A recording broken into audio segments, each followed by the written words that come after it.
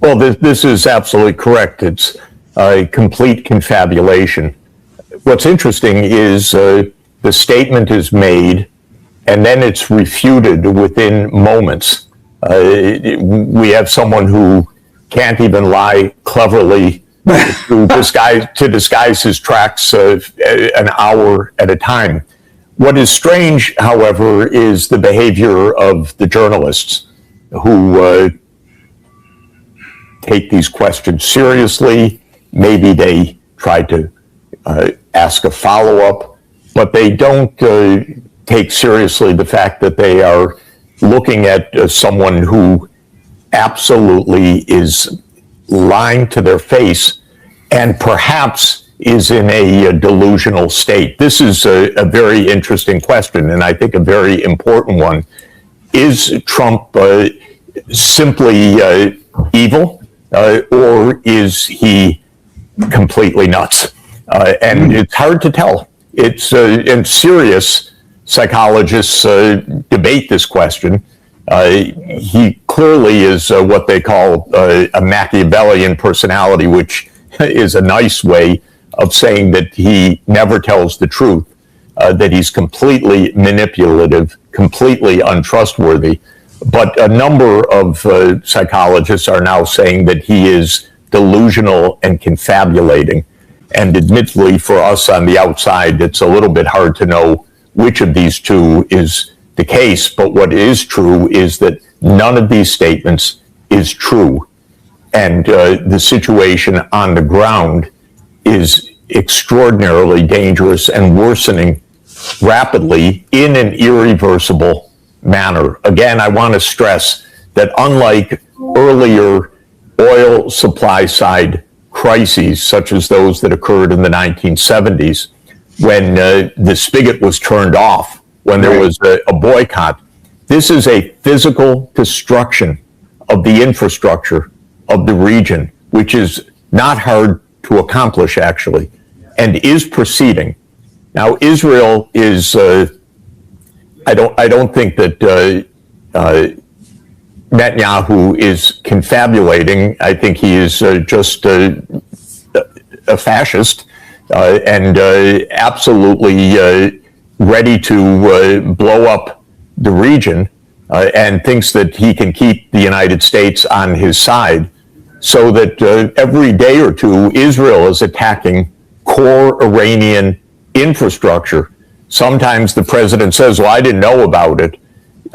That's possible because we have the most incurious, not intelligent person there who probably doesn't know. His briefings are 2 minutes long, we're told. He has no attention span. He has no knowledge, no awareness, and so forth.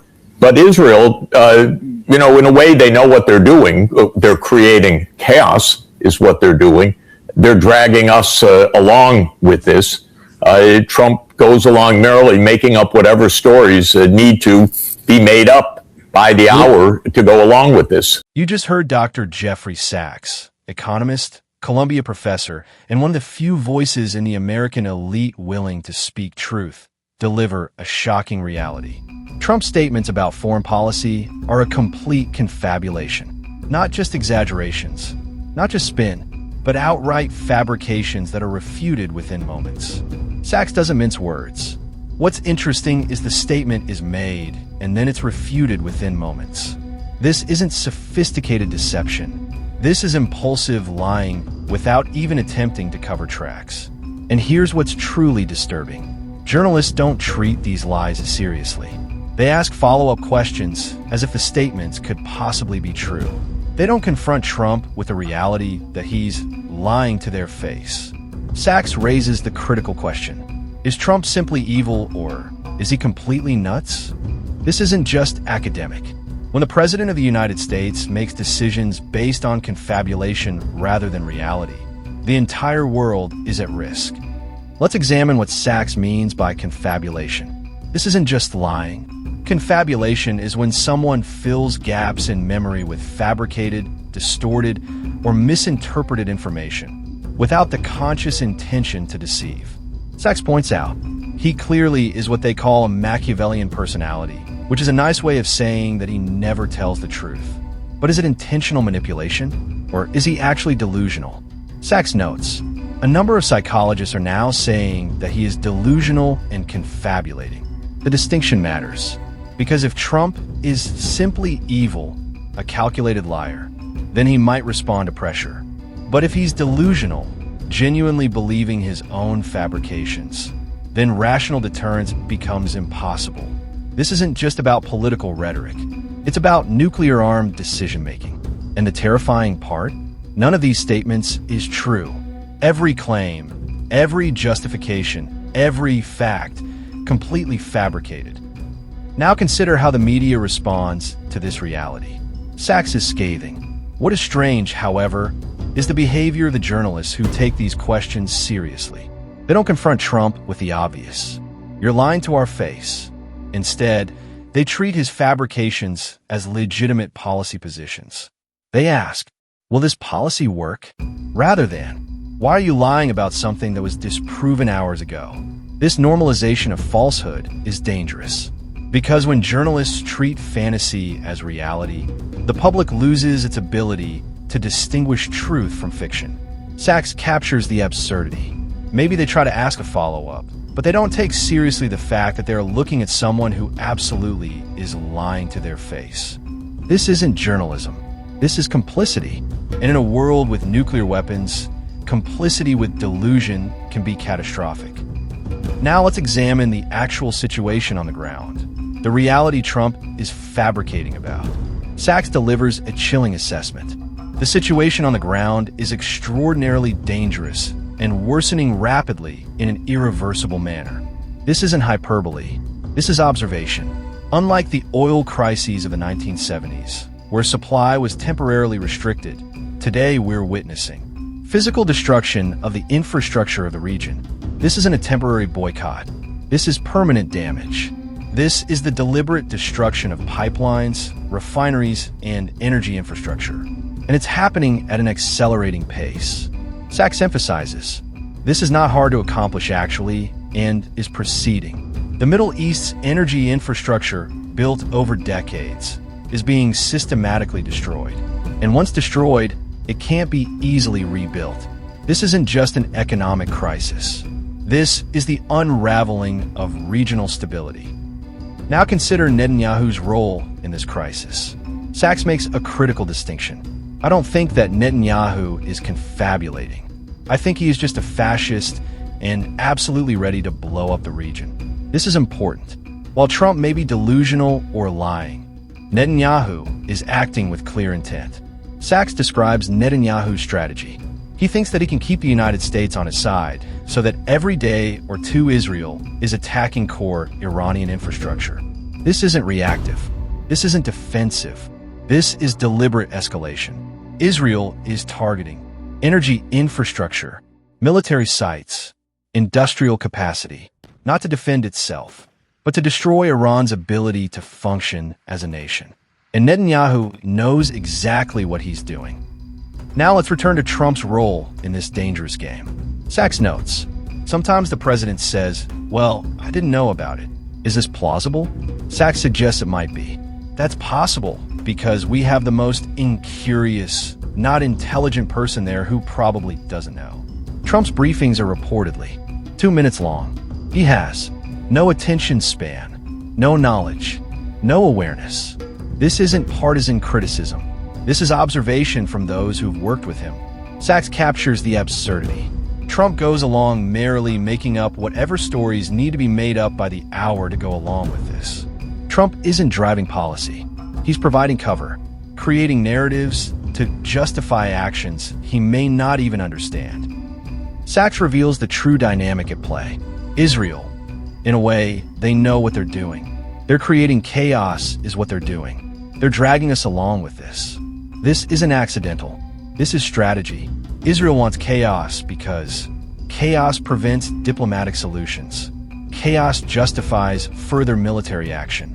Chaos makes the status quo seem preferable to any negotiated settlement. And the United States is being dragged along, not because of strategic calculation, but because of Trump's incuriosity lack of knowledge, short attention span, need for constant validation. This is how empires make catastrophic decisions, not through careful planning, but through ignorance, distraction, and the manipulation of that ignorance by foreign actors with their own agendas. Let's connect these dots. We have two dangerous dynamics operating simultaneously.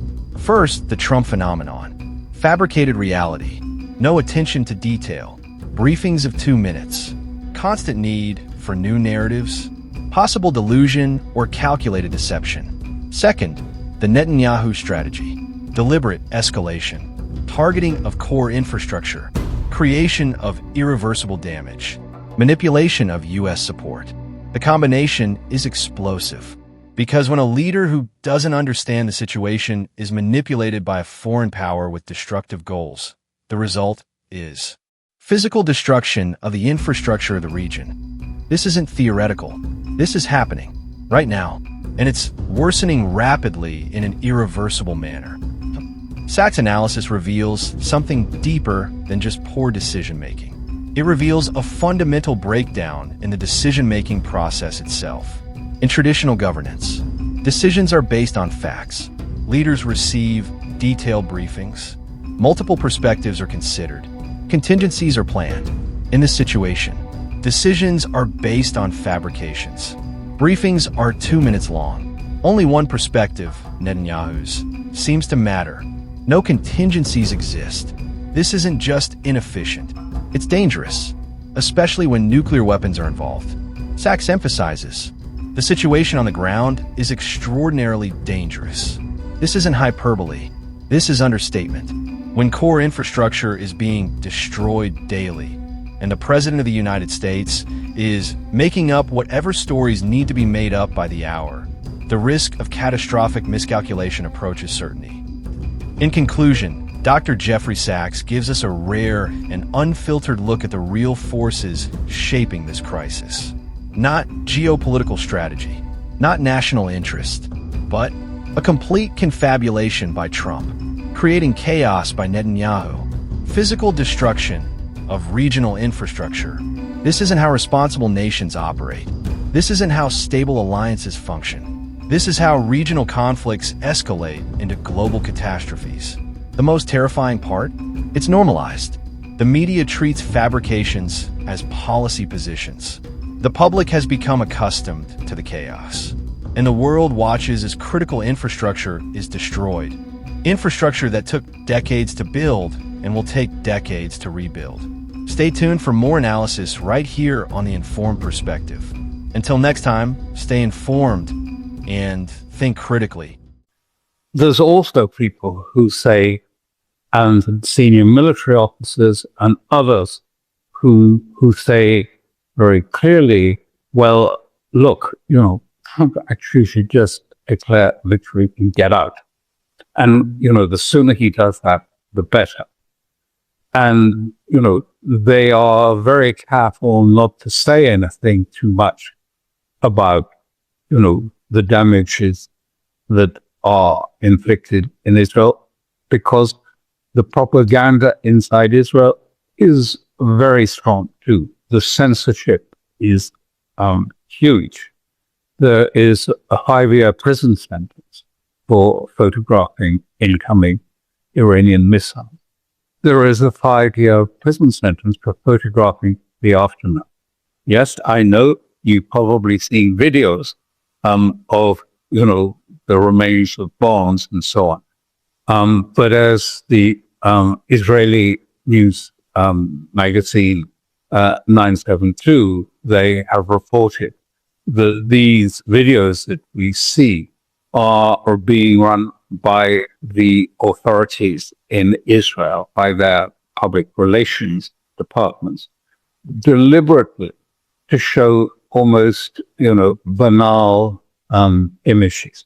A slightly damaged car, debris in the street, accompanied by messages, only light injuries have been experienced. And they're mostly, almost all, they are sort of an Indian or a Sri Lankan has been injured by these missiles.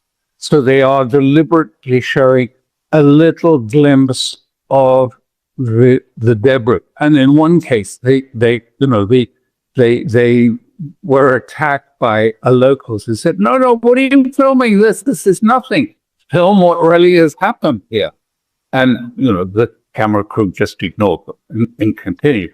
So I'm just trying to paint a picture that for Israelis, do they know how damaging the Iranian attacks are? Do they have a sense of the balance in this war?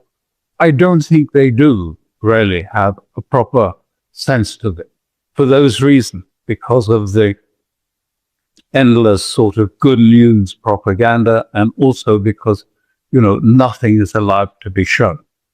However, I mean, last night it was reported after the Iranian barrage that 7 million people were in shelters for the whole night. Well, my understanding is that equates almost exactly to the population of Israel at 7.5 million, I think. But so, I mean, there must be a greater sense of something wrong. But I guess a lot of people just cross their fingers and hope that, this is all going to turn out to be, a divine victory for Israel. So that's on the Israeli side. On the